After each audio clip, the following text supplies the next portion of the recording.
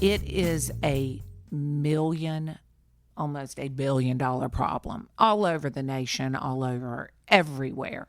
But we're tackling it. And, it's something that it's just, I don't even know what to say about it, Hello and welcome to The Nice Show. News, information, conversation, and entertainment on ccnc.news, the newest media portal for Cumberland County, North Carolina. My name is Charles Bosworth. Many of you know me as Boz or Charlie. Thank you for clicking the play button. What you just heard was a clip from my interview with Kathy Keefe Jensen.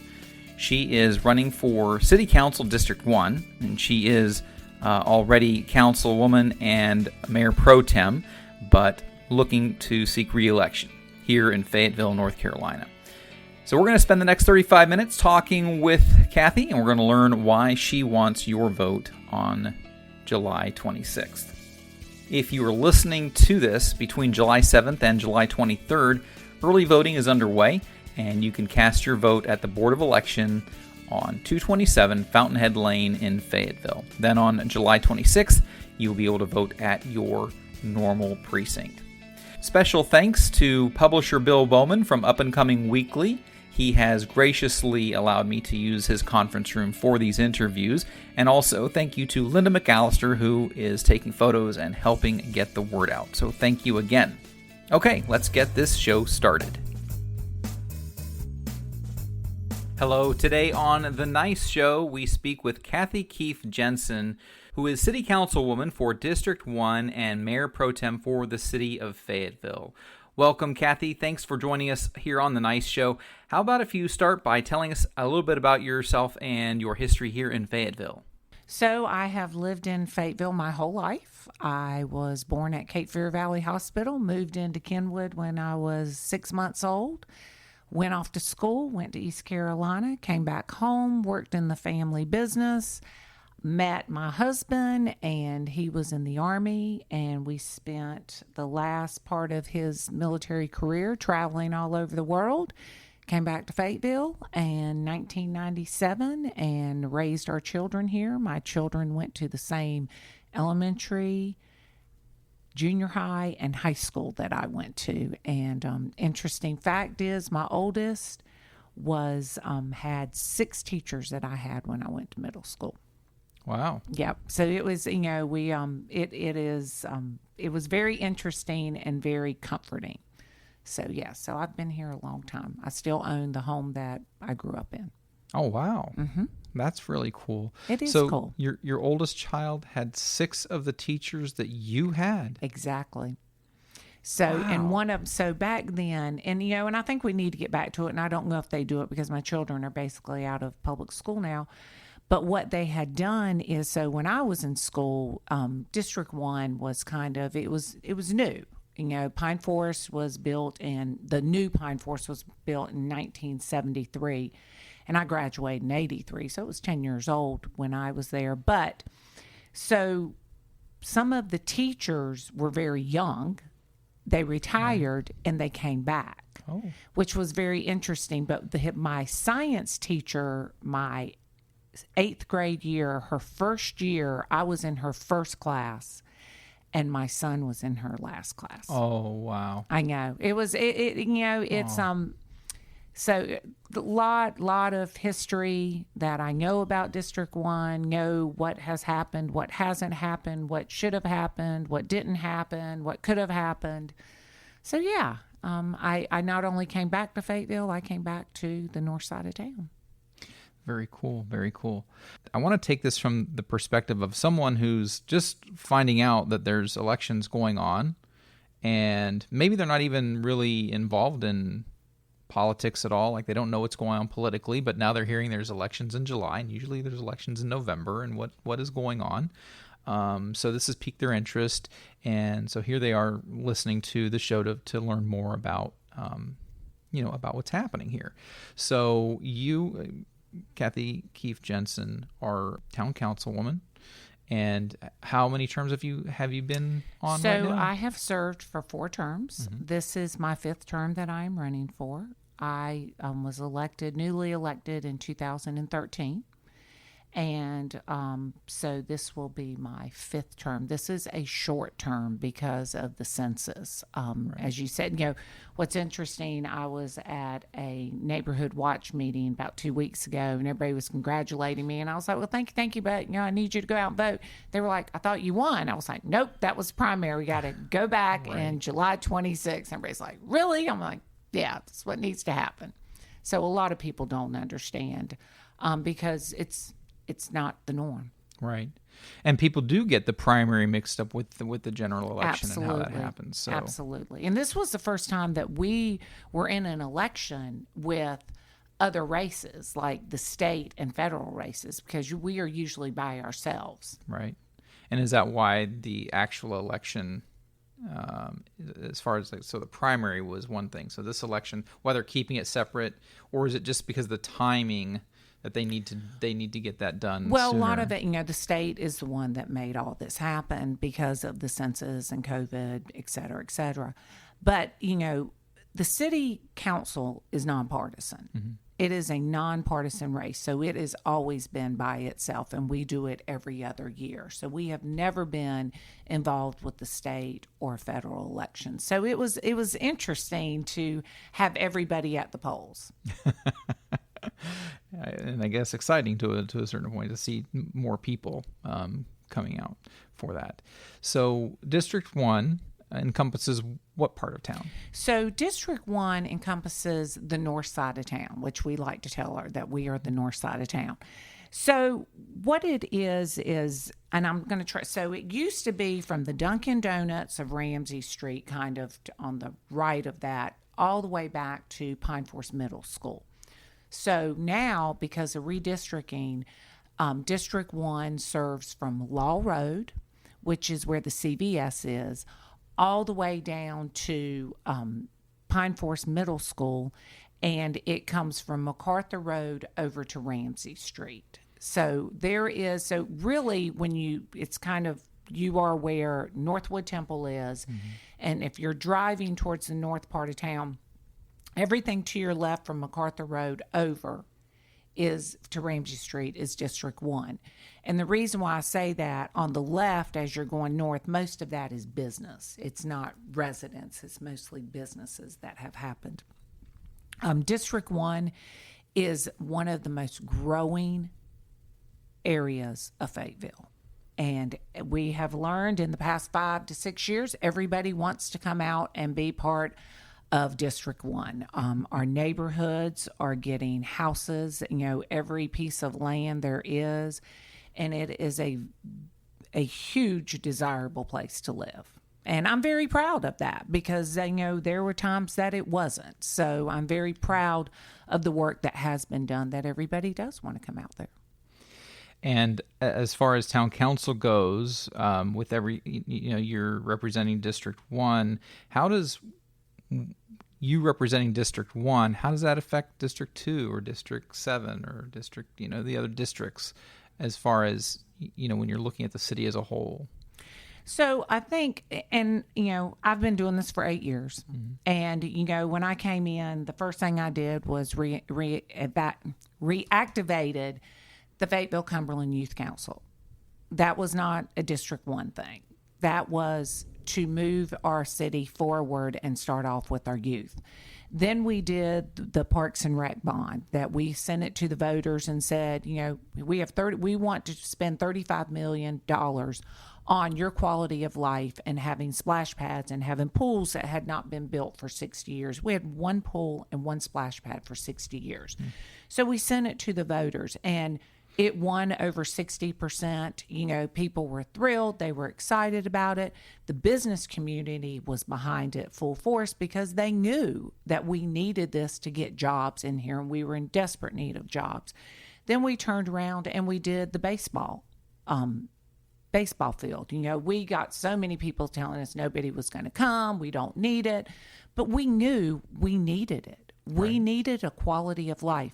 Now, was that directly at District 1? No, it was not. But it was directly for our city.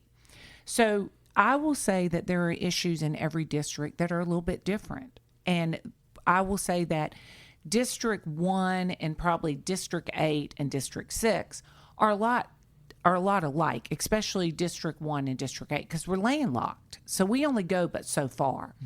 We have annexed some acreage out past off Elliott Bridge Road. It was 800 acres.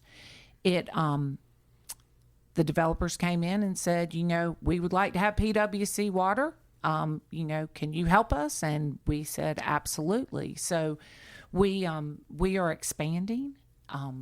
There was more growth in District 1 and District 6 and District 8 than anybody. And I don't want to quote it, but I think we had the most growth. If it wasn't 1, it was 2.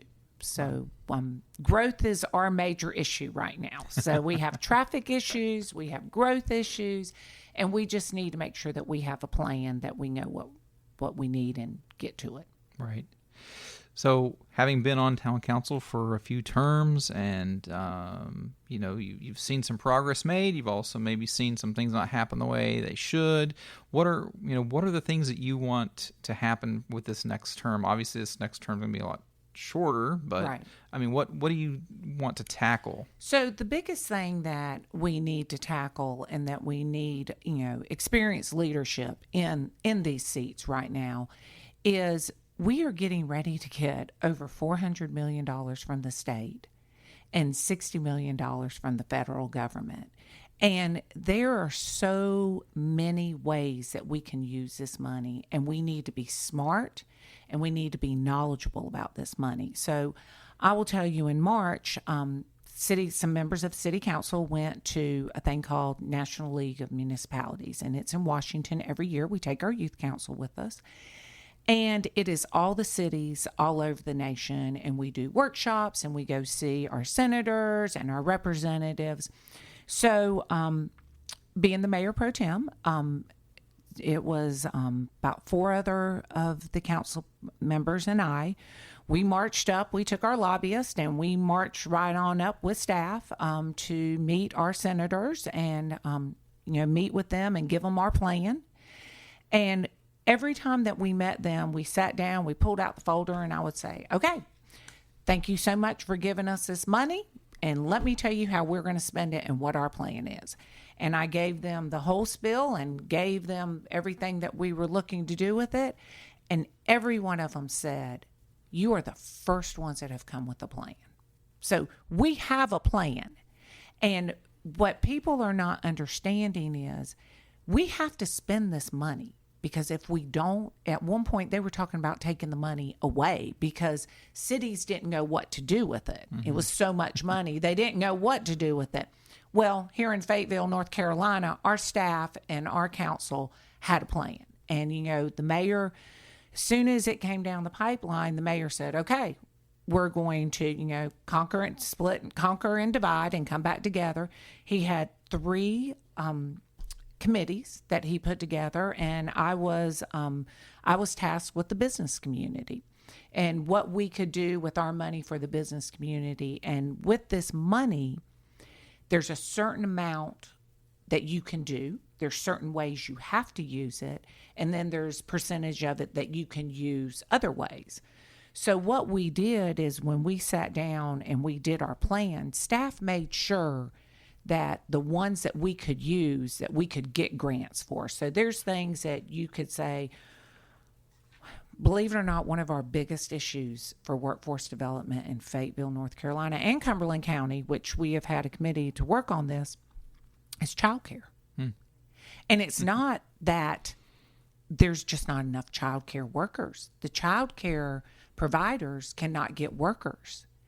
And then the women and the men that are taking care of their children can't go to work. So Robert Van Giens from the Fayetteville Cumberland Economic Development said, this is one of our biggest problems. So with what I have done, mine was for childcare. We put a percentage for childcare to be able to give people that are in the childcare business a way to get it so people could go to work.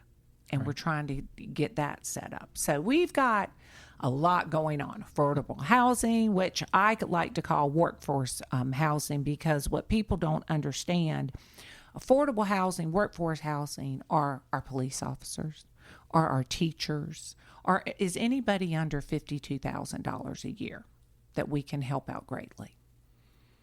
And so what's the plan for trying to do that? For affordable housing? Right. So with the three committees that the mayor put with us, one was business development, one was affordable housing, and one was infrastructure. So we have a plan to do that. We have been throwing out grants, writing out our grants. So say if we give you for $2 million of infrastructure, which could be sidewalks and roads, there's grants out there that will match it. If we give $2 million, they'll give us another $2 million. Things like that is what we are doing. Okay. So what would be some of the less popular topics, that people don't really want to address? Stormwater. Okay. Yeah. Stormwater is a beast within itself. And, and I have to give it to our staff and this council. We have our own stormwater department, which most cities don't. It is almost $1 billion problem all over the nation, all over everywhere. But we're tackling it. And, it's something that it's just, I don't even know what to say about it. Pipes are old and things are happening and development is happening and there's just a lot to it, but we can't bury our head in the sand with it. And it's happening on a national level. You just can't bury your head. Yeah. So, but there's a lot of money federally that's coming down for infrastructure and stormwater and things like that. Yeah, that is an expensive thing.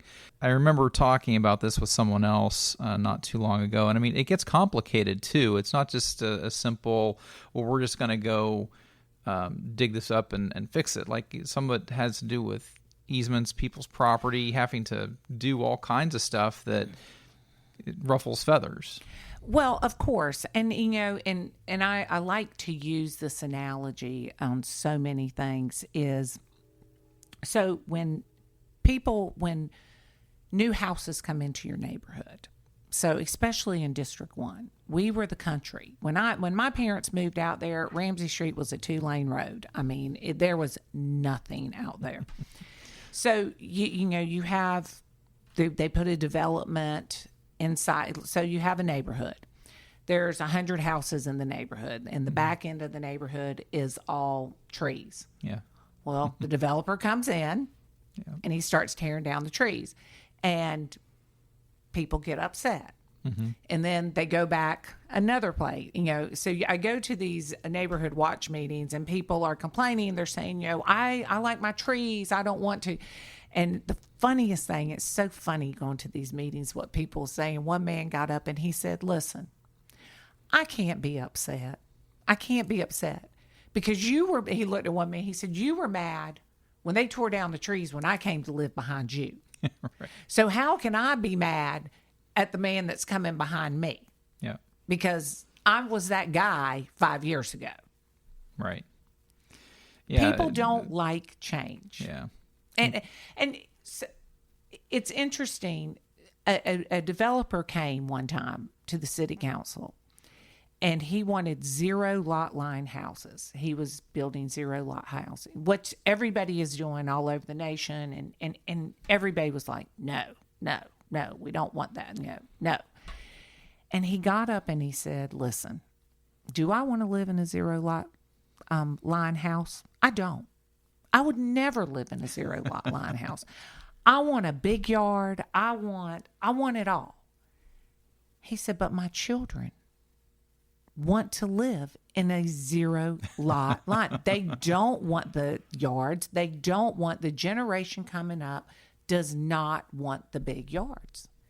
And we all just looked at each other and said, he's right. Mm-hmm. So we want to bring younger people in. We want them to stay here, but we want to keep doing what we think is what everybody wants. Right.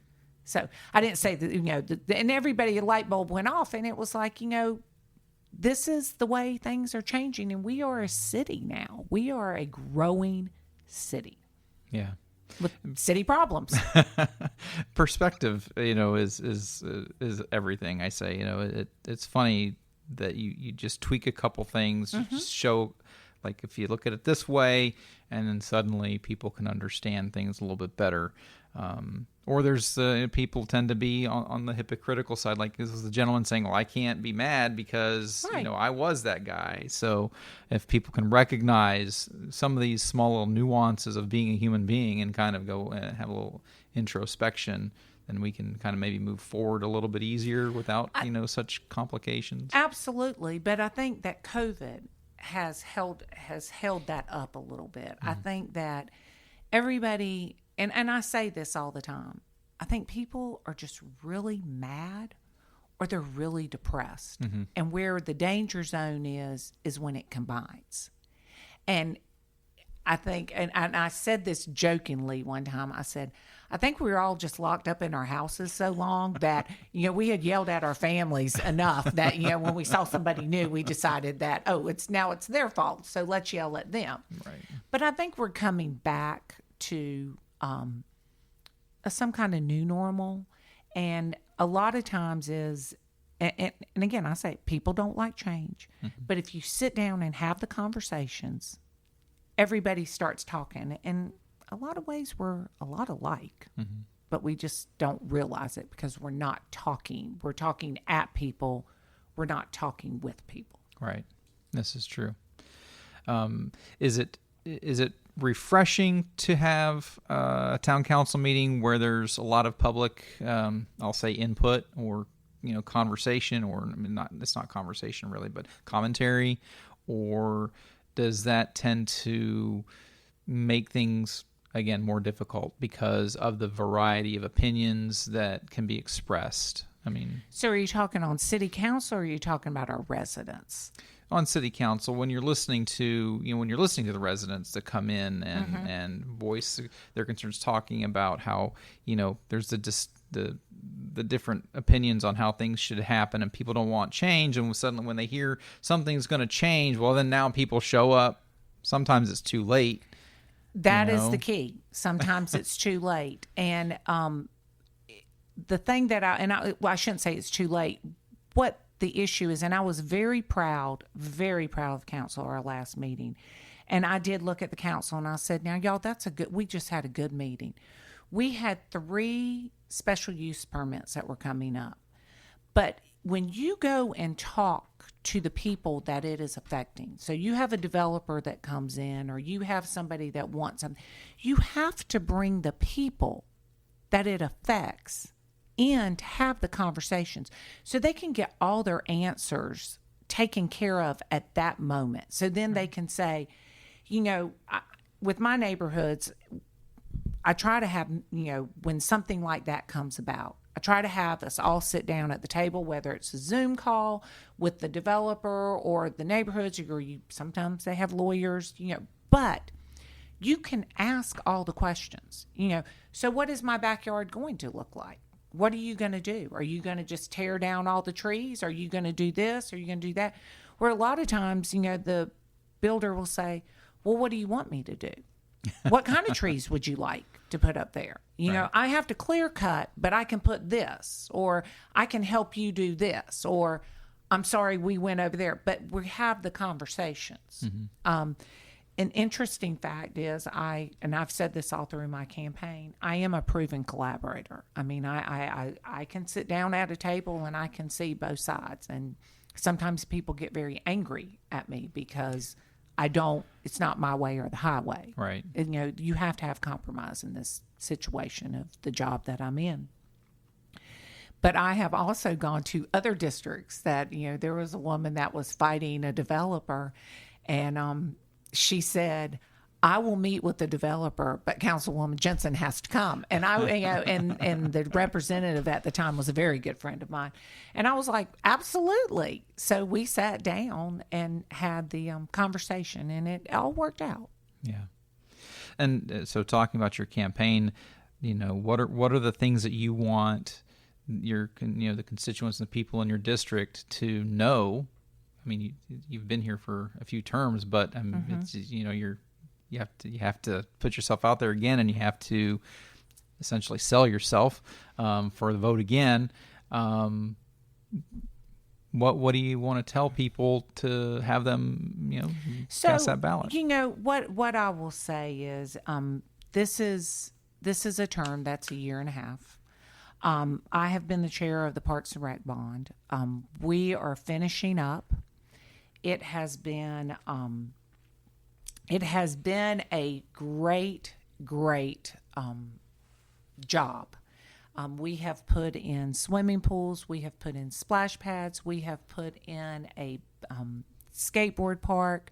We did a collaboration with Methodist University that we have now put lights up at the Jordan Soccer Complex, where we are going to have traveling tournaments, which have always come, but we are upping our game.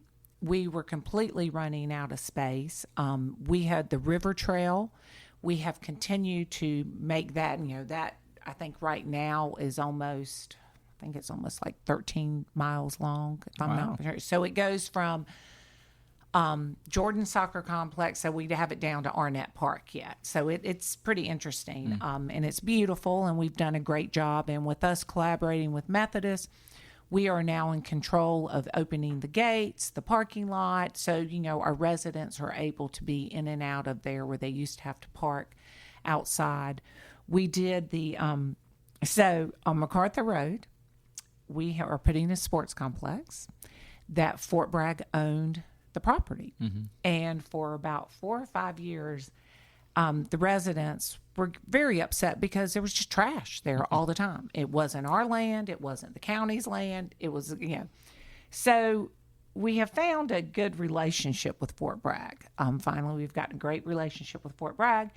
And, they were like, do y'all want this land? We were like, yeah, we want this land. We know exactly what we can do. It'd be great to have this land. So anyway, it basically took an act of Congress to get a 30-year lease. Wow. And we did it. And it has never been done before, but it was that important to Fort Bragg and the people on the city council that we have collaborated with them. We've collaborated with the state for the Bill Chris Senior Center out west. We're getting ready to have breakdown on a senior center east that will be off of Bragg Boulevard. That we will be having our tennis center, which is going to be very exciting, where we will have tennis tournaments come in.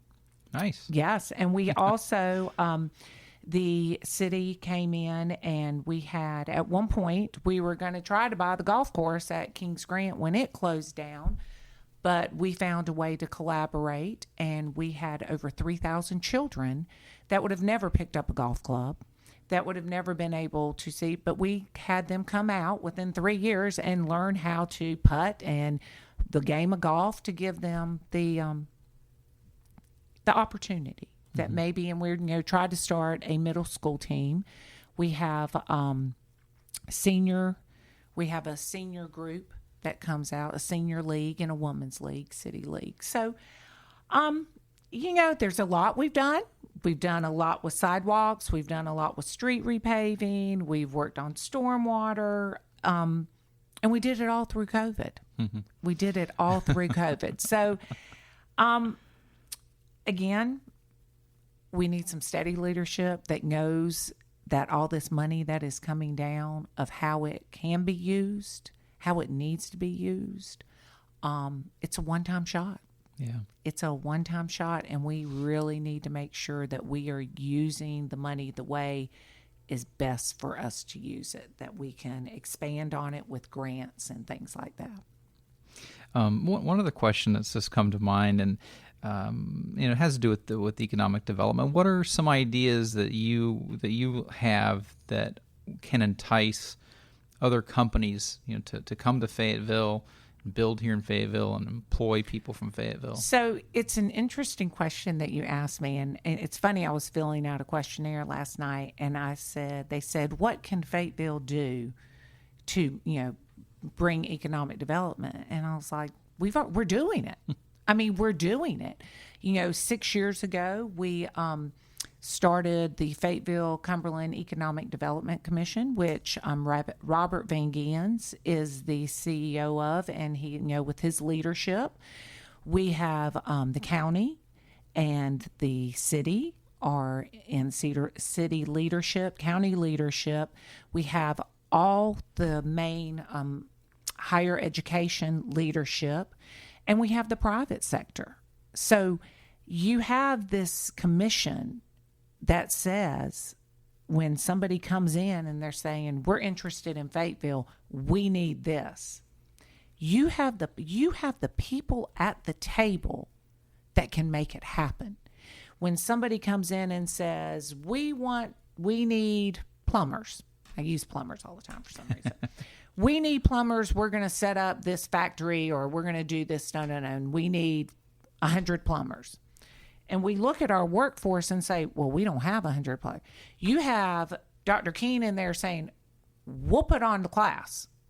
You get them signed up, we'll put them on the class. And then you have the city and the county saying, okay, well, we can use some grant funding of our economic development to give these students a way to get into school, subsidize them, and then they go to work for this company.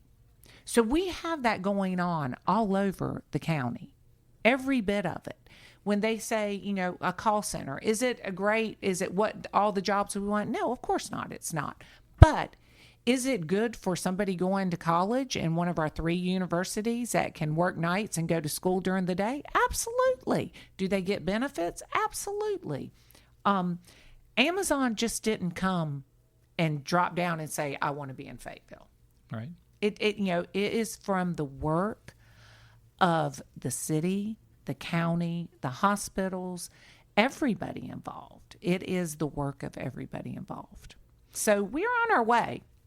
Can you talk about anything of a company similar to Amazon that might be now exploring because Amazon is There here? is quite a few. We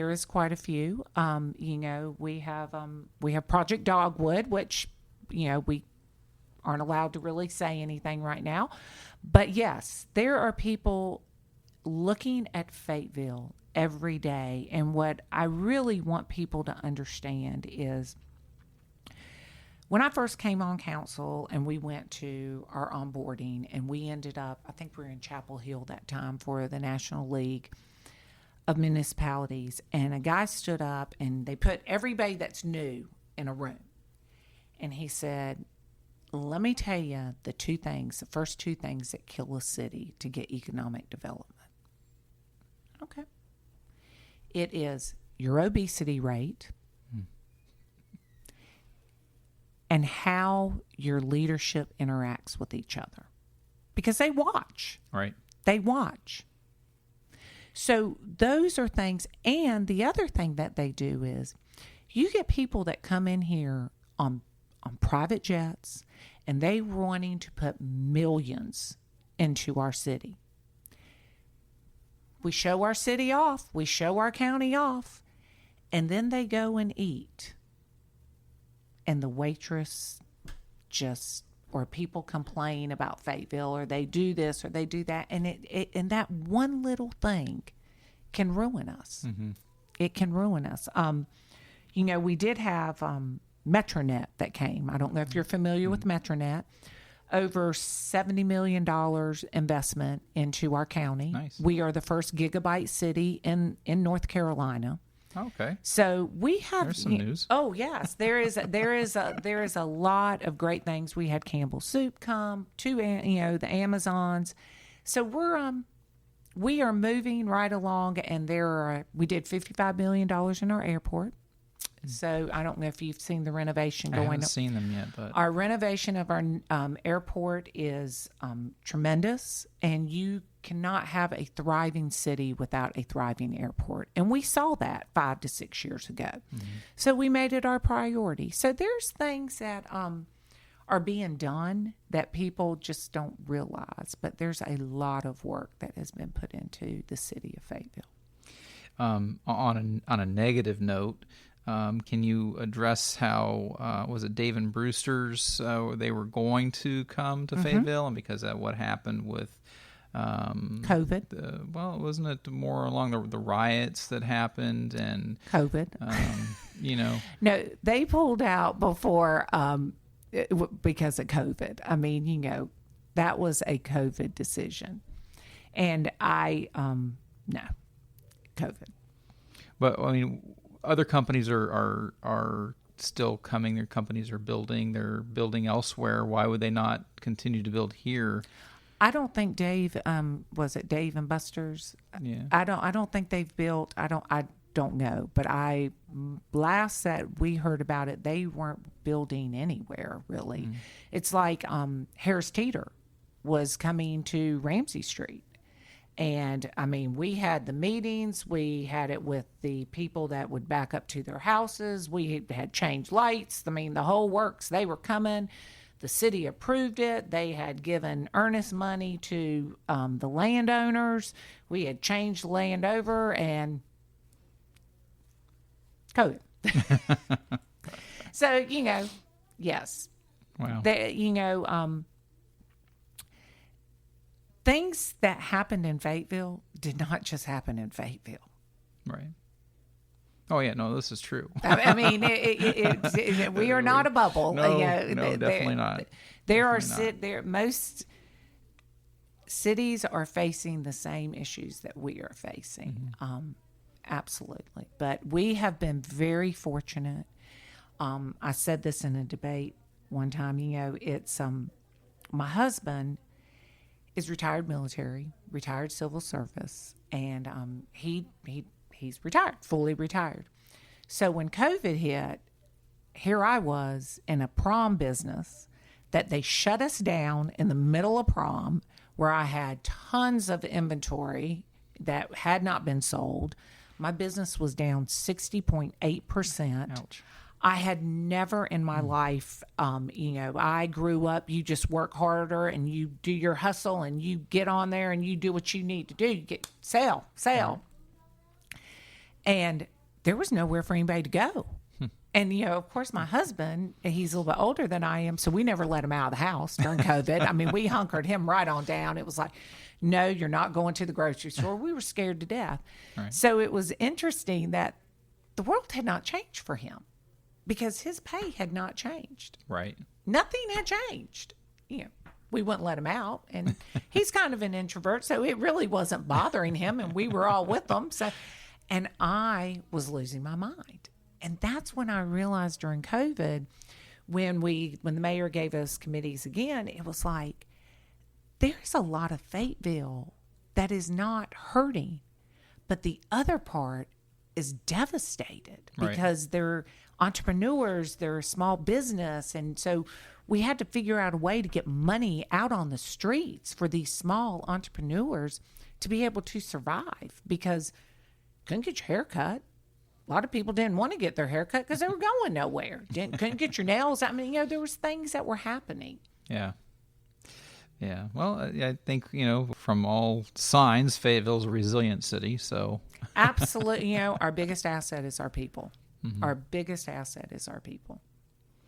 Very nice. Well, I want to thank you for spending some time here on The Nice Show. News, information, conversation, and entertainment.